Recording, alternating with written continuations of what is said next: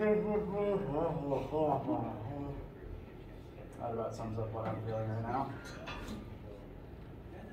For some reason, oversleeping makes me more tired, which seems counterintuitive. But that's something for me to examine later. I'm going to go over in a minute the schedule, and we will open the floor up to homework-related questions. Does anyone have any other or random questions before we begin today?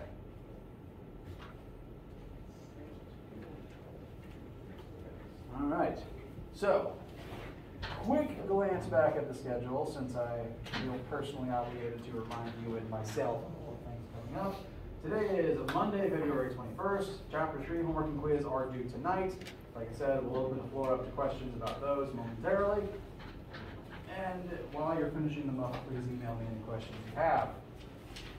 This week, as a reminder, we do not have a normal in-person lab this week. Instead, the lab assignment is kind of a review assignment, and it's been posted to Brightspace, and you're free to work on it over the course of the week. You do not have to come to the lab room this week. You can spend that time as you will. That assignment is partially review, partially a way to tie the old stuff into what we're covering this week, namely rotational motion. So even if we spend all day today answering homework questions and don't start rotational motion yet, there's still plenty of the new lab assignment that you can do, because plenty of it is old stuff, and then you'll add on the rotational stuff as we go through the week. Yes. So do we have homework this weekend? There is a homework assignment, yes. The chapter 4 homework and quiz will be going up. Actually, I think they're already posted, and I believe my tentative due date for them is next Monday, February 28th. I feel it's entirely probable I'll be pushing that back, just depending on how long it takes me to think we've comfortably gotten through all of chapter 4, because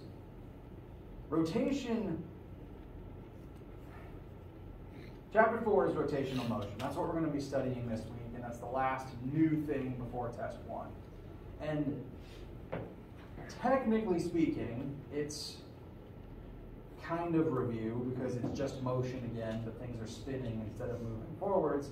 But because it's just a very weird way of thinking, sometimes it takes longer than I expect to get through, which is completely fine, because again, it is weird, and I want to give it the time that it needs to sink in. So if I'm anticipating entirely the homework getting pushed back, which is fine, because next week I have pretty much set aside as a review week anyway.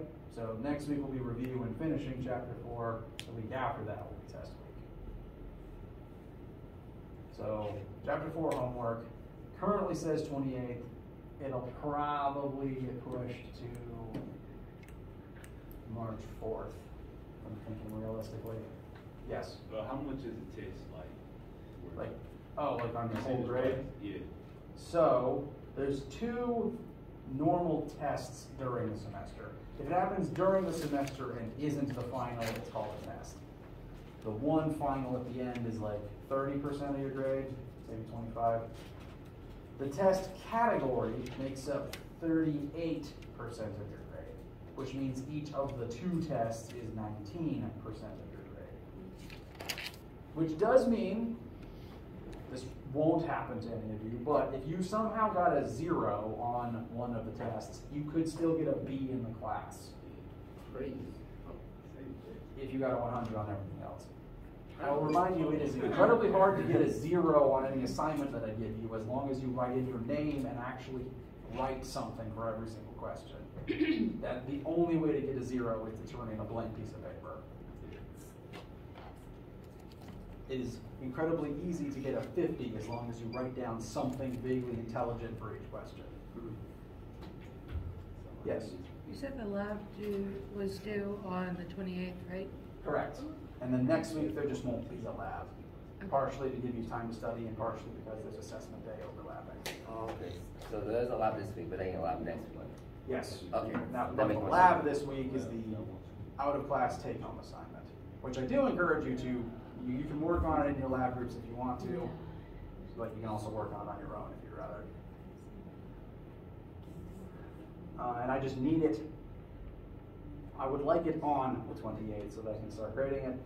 I prefer if you turn in a paper copy, whether that means you like print it out and write your answers on it, or if you type your answers in and print out the final product.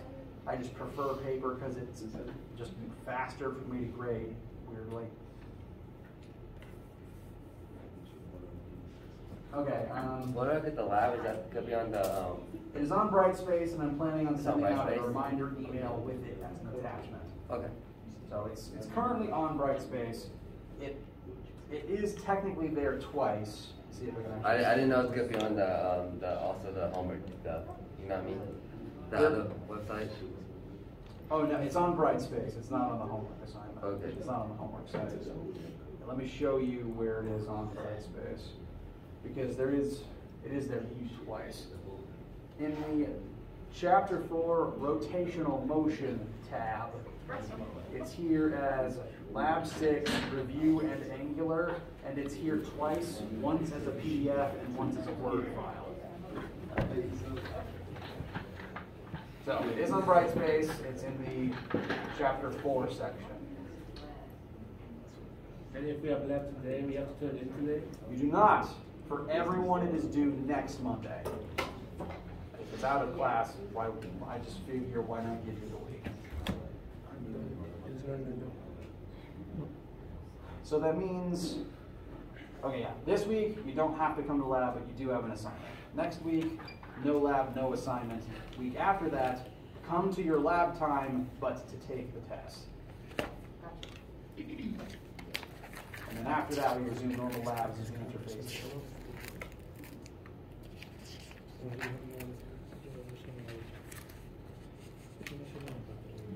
Lost my train of thought there. I think that's the calendar. What happened to my projector? Bless you.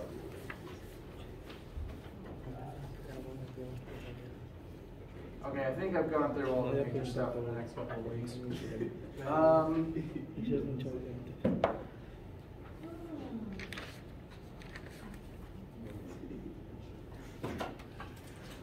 Apparently I'm very sleepy and very hungry if I keep losing my train of thought like this.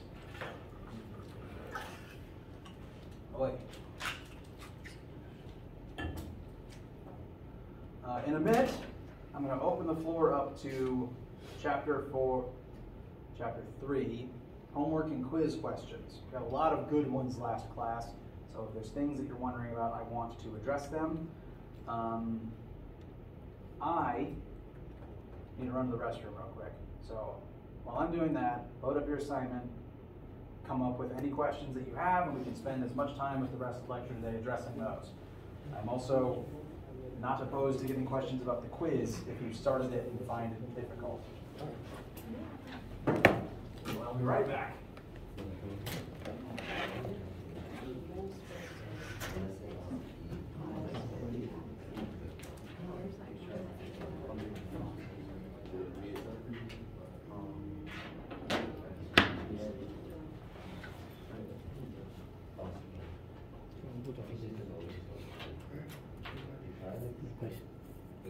Es una pregunta no. Sí, la primera fácil, la primera saco la segunda es la que me vuelvo loco, tío.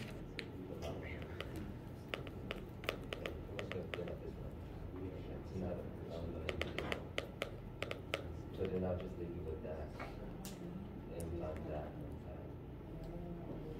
Or that. No, sí, no, perdón. Atente en casa. Sería hacer una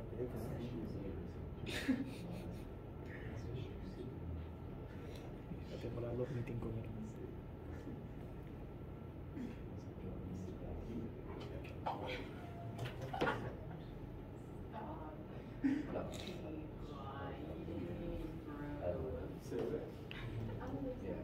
That's what it is.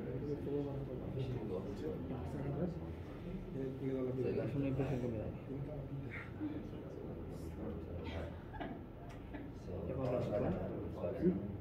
Llamando loco porque yo estoy una cosa que no sé. mira mi colega japonés. He visto U es el 2. Sí. Pero no se apaga. Y puedo decir, no soy malo. Soy realista.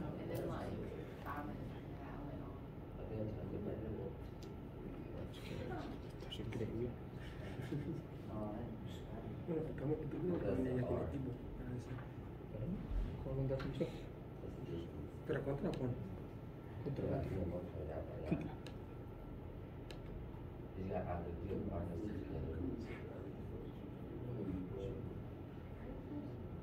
Me dijo que le mandó, cuando estábamos con el equipo, que le mandó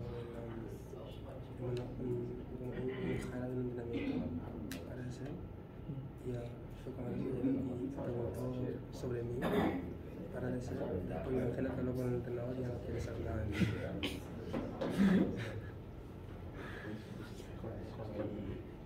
Ya son seguro que mejores. En Jacksonville no digo así. De Houston tiene como... Ah, de Houston, sí. Tiene como 1000 pies.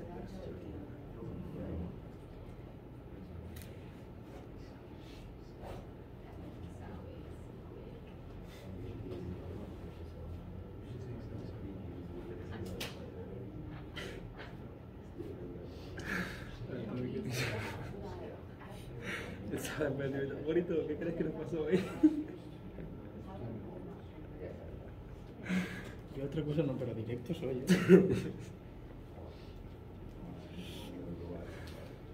Y el viernes, vaya clase de como que dimos hoy. Los hispanos.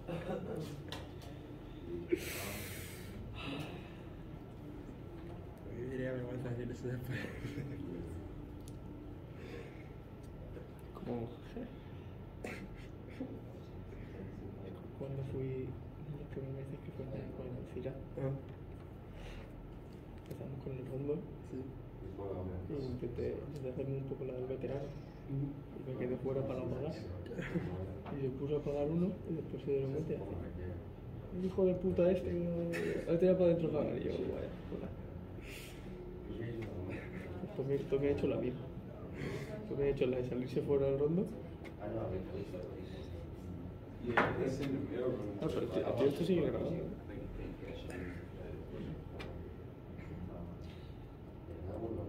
Qué desastre. ¿Tú cuál crees que va a ser la dirección? Para el sábado. Mira, te la voy a poner aquí. Creo que va a ser. El sombras en portería. Después, yo. Va a jugar con línea de 5, ¿no? ¿Eh? No, 3 jugadores. 3 jugadores.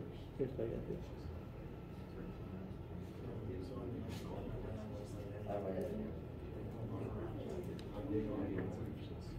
A mí ya me lo ha dicho que toca aquí fuera.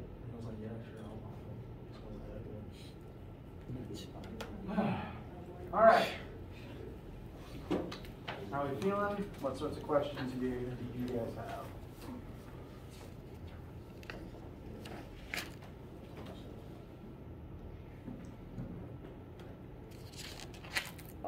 Question 2, quiz 2. Quiz 2? Oh, the quiz, question 2. Yes. Okay.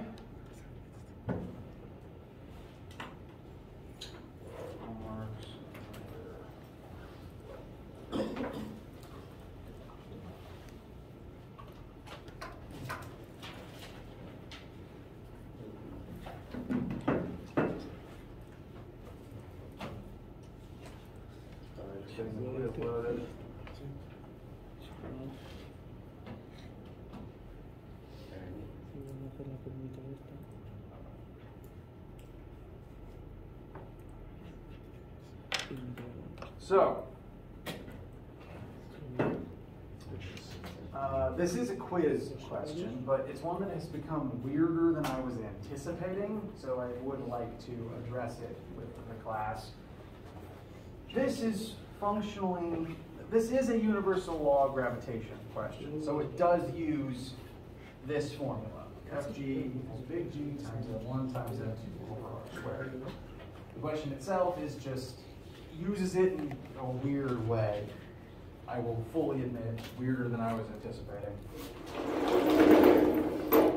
You were told there is a mountain that is X number of kilometers from a person, and that because that mountain is made of matter, it's going to exert a gravitational force on the person, like all matter does. Now, that person has a bad marker and can't make a good shot. Oof.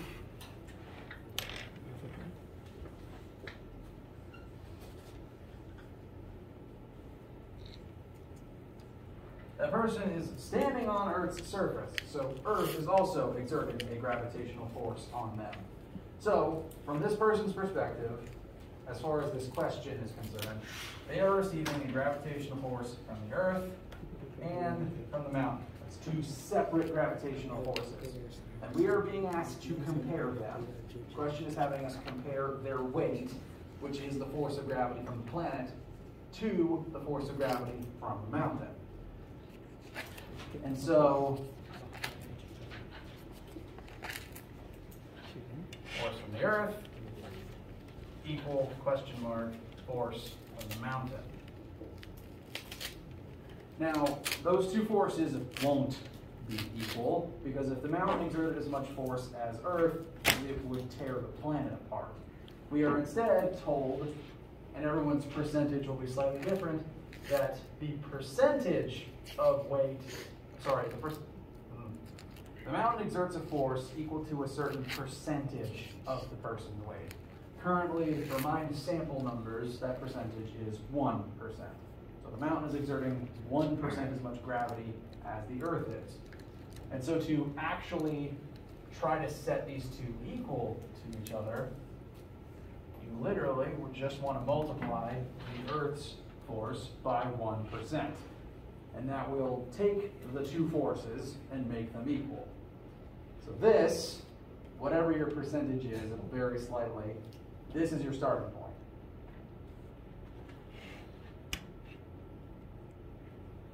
To help fill in the next couple of blanks, we don't know what these forces are yet, because we actually don't know what the person's weight is. We aren't told the mass of the human, we aren't told the weight of the human. So what I'm going to recommend as the second step is for each of these forces to plug in universal law of gravitation for each. Now, since different objects are creating the gravity on each side, it's not going to be exactly the same variables on each side. Let's start with the left. 1% of the force of gravity that the Earth exerts on this human. You keep the 1%, that's not going anywhere. That's going to be multiplied by, if you look at the formula, big G, which is a known constant, it's actually listed in this question, which is convenient. Big G times the two masses involved in creating, this specific force, the force of gravity from the Earth on the human. The two objects there are the human and the Earth. So the two masses here need to be the mass of the human, mH, and mass of the Earth, which I'm calling me. And that's going to be divided by the distance from the center of the Earth to the center of the human. This, functionally, will simply be Earth's radius, the size of the planet. So R Earth squared. So we got big G times mass human times mass Earth divided by radius of Earth squared. So Fg is the weight of the human, or the this right here. This is functionally Fg, Earth. The force of gravity the Earth is exerting on the person. And this is Fg, mountain. And since this is the force of gravity between the Earth and the human, we got the human's mass, the Earth's mass, and the distance they are apart from each other's center of mass. And out of all of these things, there's only one we actually don't know. we know big G, and the mass of the Earth and the radius of Earth are two constant numbers that they tragically aren't listed in this question, but I consider them to be a known freebie constant. Something that I should have on your formula sheet. If for some reason it's not there, you know what, I can just write them in the corner here.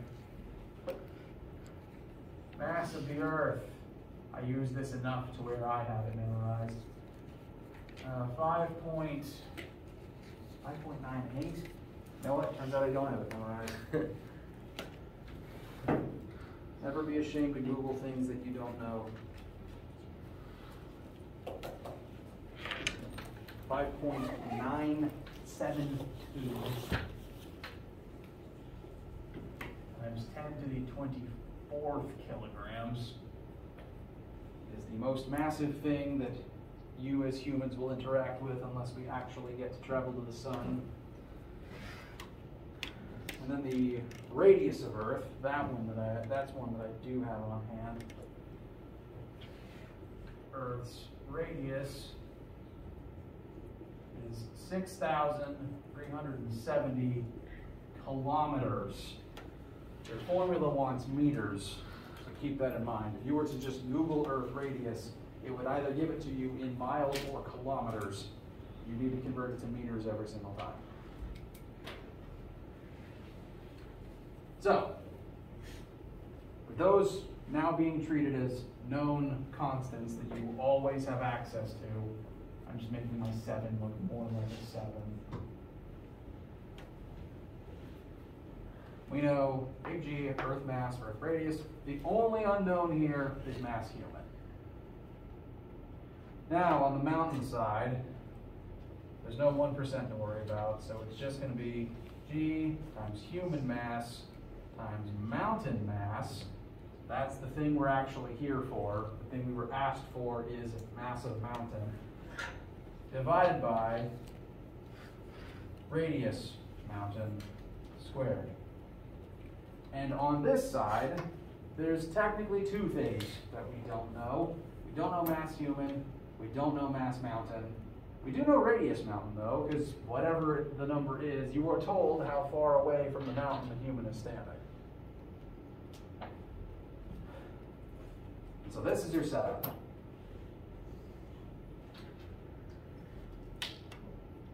Technically, across this entire equation, there are still two unknowns. It is up to you to get to mass of mountain equals number.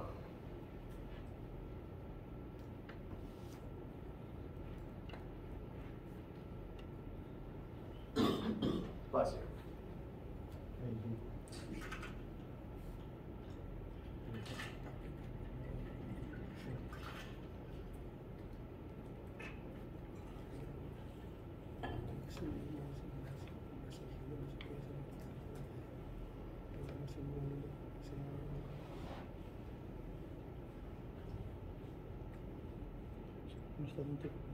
So we don't need mass of human at all. We just take it out.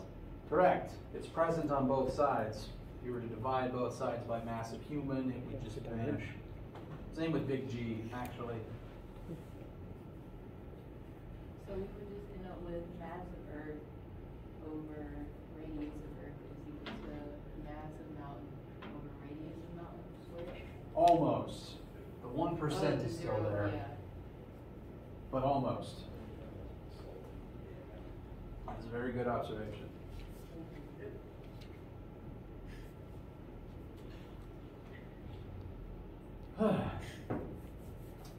Any other questions?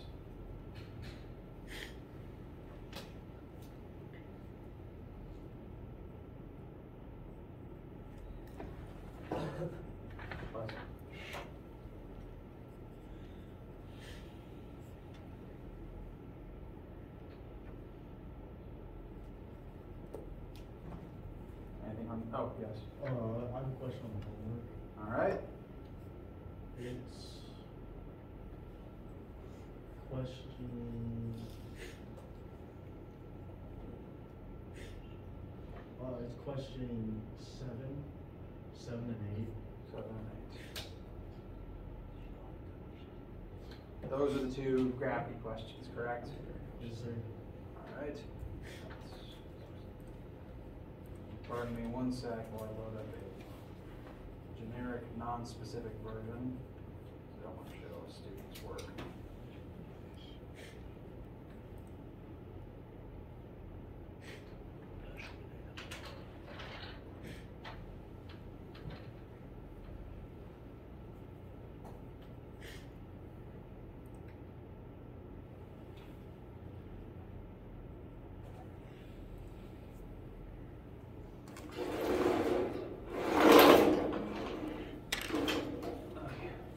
All right.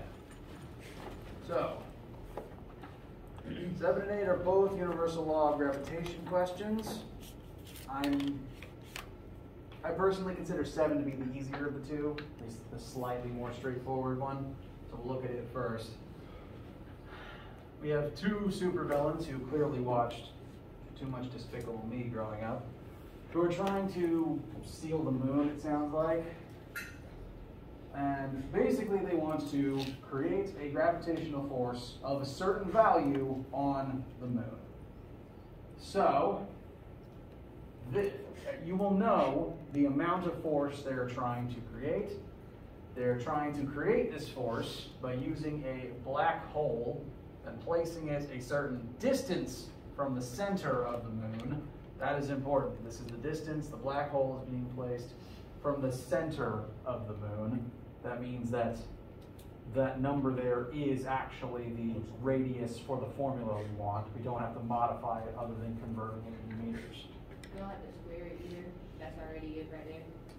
The formula will tell you to square it. Okay. Yes, but we don't have to do that much to it before that. We don't have to like add something to it like we do in number 8. So we have force, we have radius,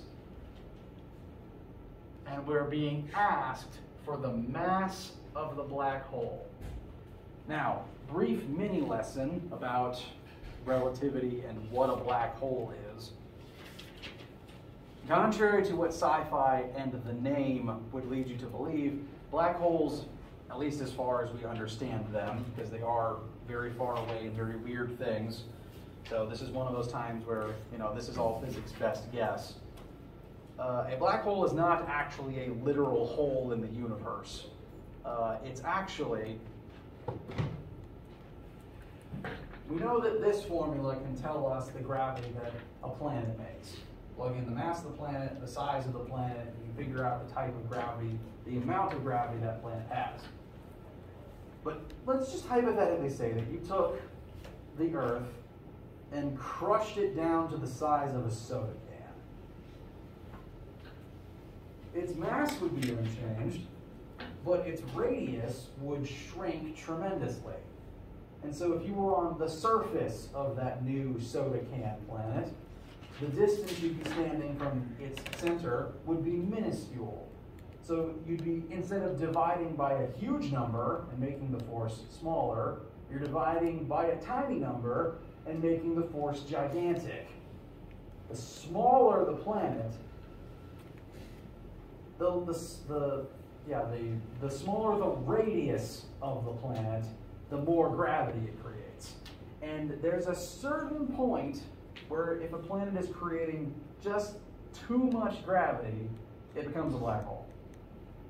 A black hole is basically an object that has, a planet's worth of mass crammed into about the size of a volleyball.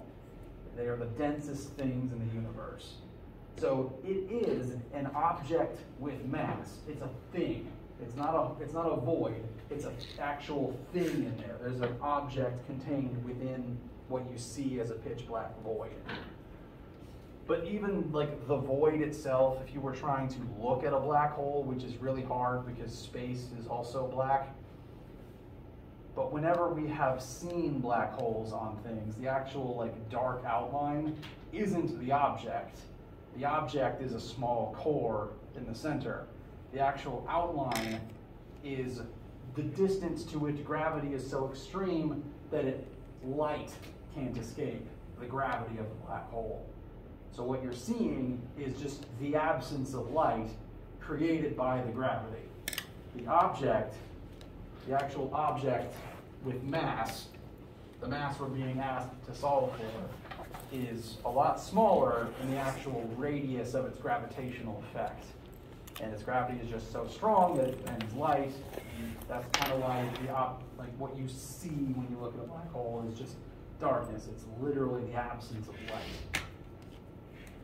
So you said the smaller the radius of the planet, the bigger the force of the gravity it holds? Correct. Okay, this might not correlate, so why isn't Pluto considered a planet anymore? Pluto is not a planet for very weird reasons. It's about, I forget when it happened, maybe 15, 20 years ago now, whenever that controversy started. They changed the definition of what a planet is, because up till that point it was apparently too loosely defined, and a bunch of meteors in the sun's orbit counted as planets. They had to officially redefine it to make it a little more clear-cut what was and what wasn't. They listed 3 rules, and the 3rd rule is the reason Pluto got kicked out of the club. The 3rd rule says that to be a planet, the object has to have enough gravity to have significantly cleared its orbital path around the sun of debris. For example, I'm going to repurpose this circle I drew already. Let's say this is the sun, and that's the Earth. Earth and its orbit around the sun, there is nothing like big sharing this orbit. There's no sizable meteoroids that happen to be in this circle. The only other thing accompanying the Earth in its orbit is the moon, which is not big enough to affect the Earth's path. The moon doesn't have enough gravity to make the Earth's orbit any different. So Earth meets the definition of planethood because there's no other objects in this path besides the moon, and it is not big enough to affect the Earth. Pluto, however,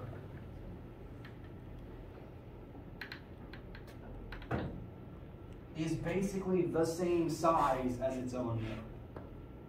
So Pluto's only moon is named Ch3. Pluto's like only barely bigger. Wait, what? Yeah, they're functionally the same size in terms of radius and basically in terms of mass. Pluto is bigger, both in terms of mass and radius, but not by much.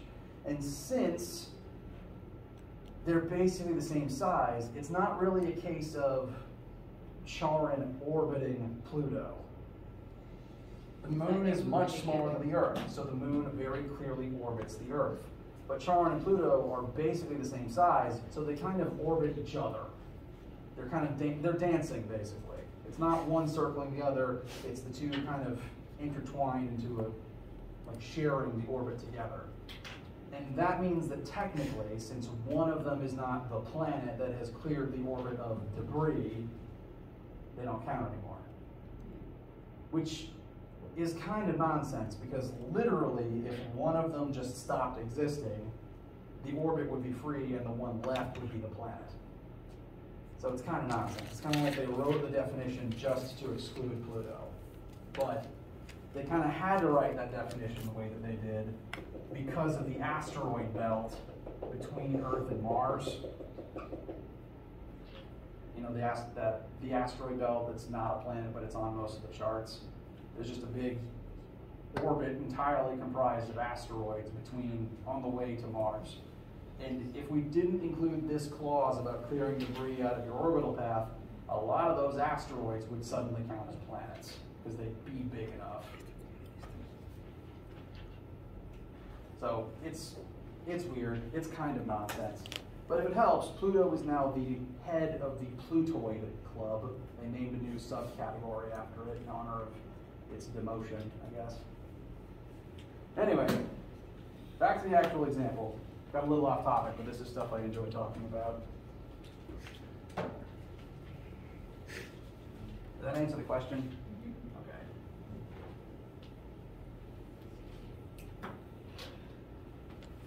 So, in this case, the black hole is a physical object that has an actual physical mass. So technically, if you had one, you could put it somewhere and its gravity would start doing some very weird things. Black hole is functionally just an object with too much gravity. Anyway, it's an object and we are being asked to solve for its mass. We're going to use universal law of gravitation.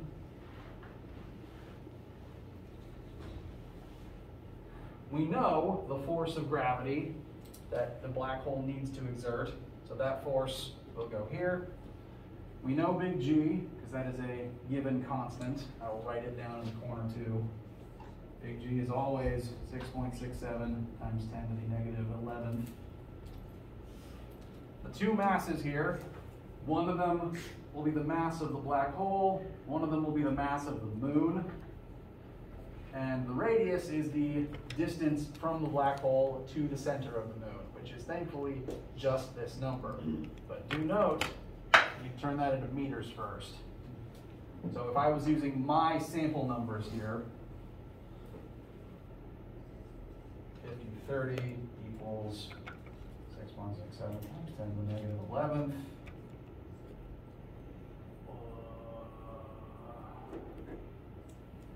Mass of the black hole is our last unknown. Mass of the moon is listed, thankfully.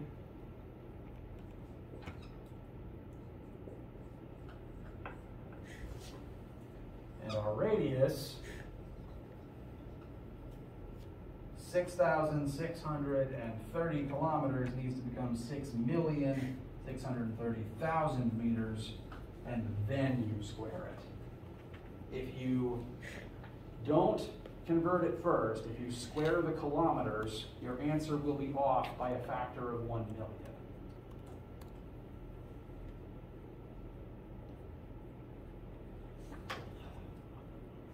And if you square it and then try to convert it, your answer will be off by a factor of 1,000. So where did you get your first mass from? This is what you're actually solving for. One of the two masses is the mass of the black hole. This is the thing you ultimately want. The other mass is the mass of the moon, which is listed in the question. Mass of the moon is 7.36 times 10 to the 22nd kilograms. Did that answer the question? What's the number beside that? This? Oh, it's BH. Yes, like this one is, sorry, through this four is back mass here. BH. Okay, okay.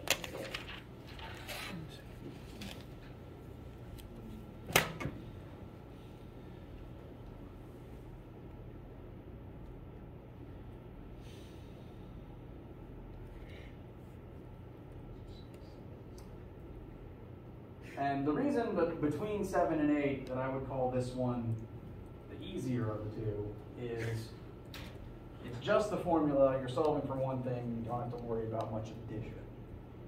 8 is the same basic process, but you have to do a little bit of adding before the radius, before you can plug in your radius. How do you feel about 7? The 5,030 kilograms or Newtons. yeah. Your force will vary. Never mind. Yeah, start from here, and as you plug things in, your force will probably be a different number, and your radius will probably be a different number. Your question shouldn't change the mass of the moon, since that's an actual constant, and G is also an actual constant. So your force and your radius will vary.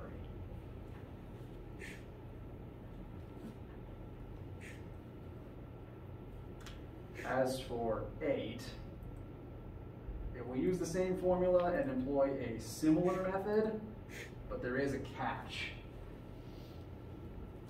8, instead of a black hole orbiting the moon, we have a satellite orbiting the Earth, which happens on a day-to-day basis, unlike black holes suddenly appearing in orbit above the planet.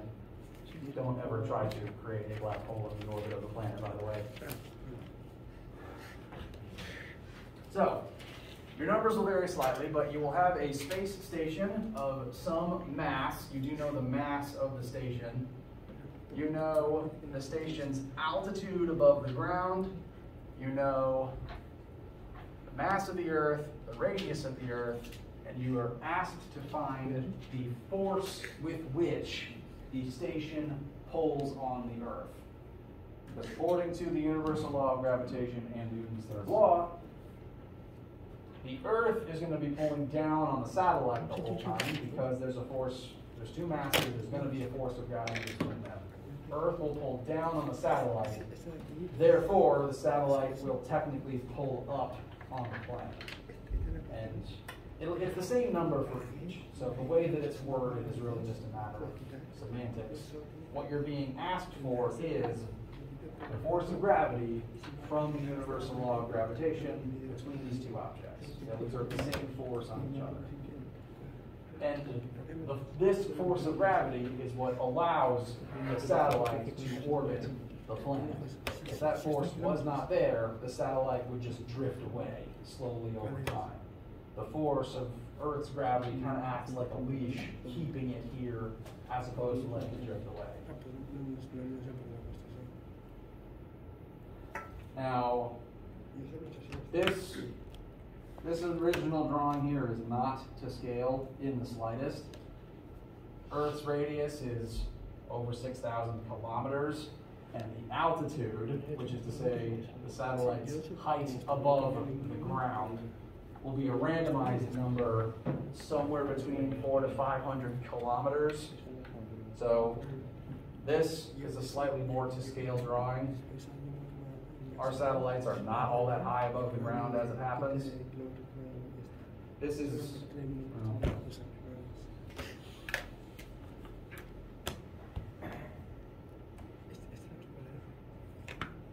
this is a better drawing of Earth, space station, and moon.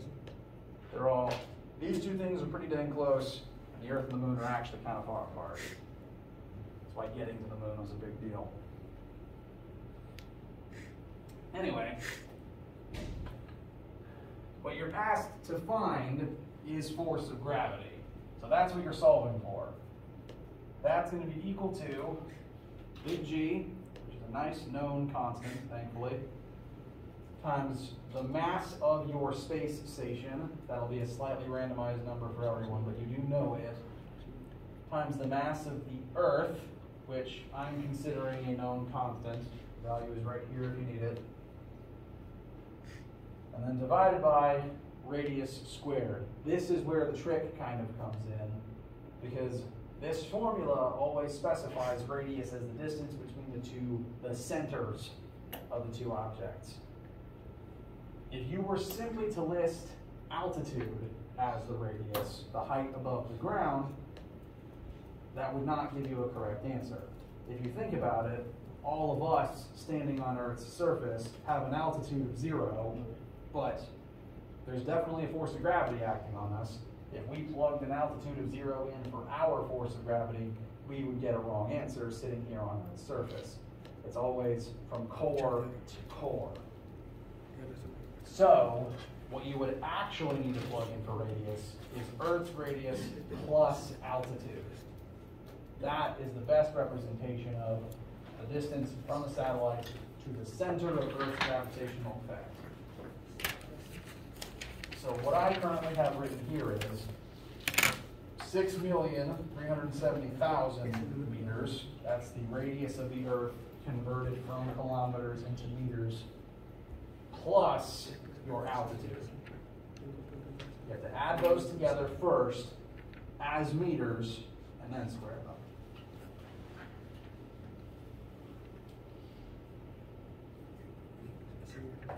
How does that feel? So we will also need to find the altitude too in order to go ahead and solve this? Yes, you are given a value for altitude, but you do need to convert it to meters. Okay.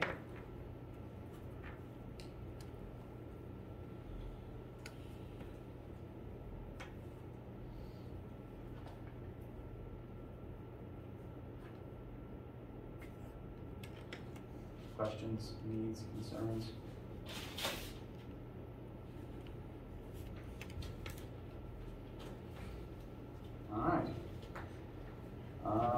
you are finishing up this homework and quiz tonight, do please let me know any questions you have.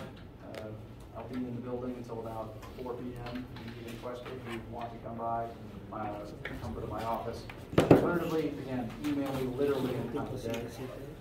Before we officially break, I do want to at least show you the beginning of what we're going to be doing this week.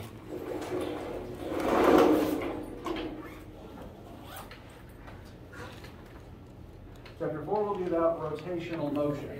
Up till now, all the motion we've been studying has been in straight lines, things moving forwards or backwards in some axis. We are going to take everything we've already learned and apply it to this new way of thinking. But as we go through this chapter and go through all the related concepts, my goal is going to be pointing out how all of the rotational logic is the same as the linear straight line logic. The primary difference is we're going to be swapping out meters for a different unit of measurement that better correlates to rotation and distance. So, say I take this wheel, which I'm going to be using as a physical demonstration a lot for the next 2 weeks, and keep your eye on the little filler cap here. That's going to be where I want you to focus. Let's Like, say follow it, or? Yeah, like, Okay. well, I'm not going to spin it around. You don't have to tell me how many okay. times it spins. Just keep your eyes here for a second. And I'm going to rotate it this much. How much would you say it rotated? If you had to somehow quantify that rotation, what would you say? 90 degrees. What you just did is describe angular displacement. Linear displacement is how many meters are in a straight line between two places.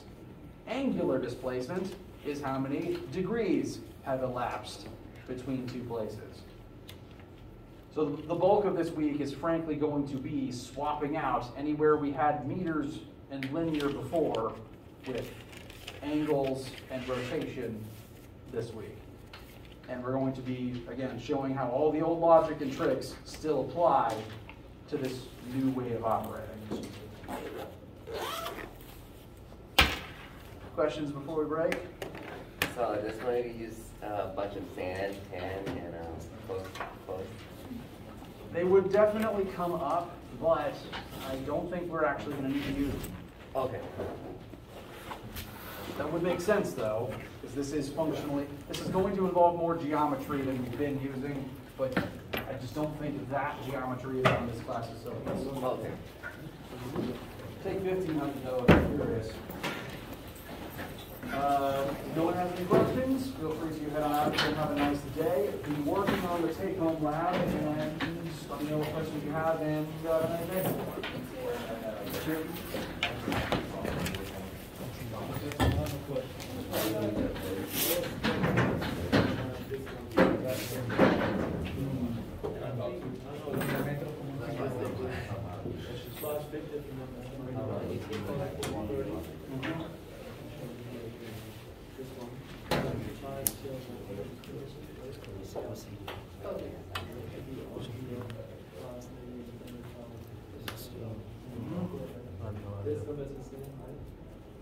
Can you show me what it says in the mass of your moon?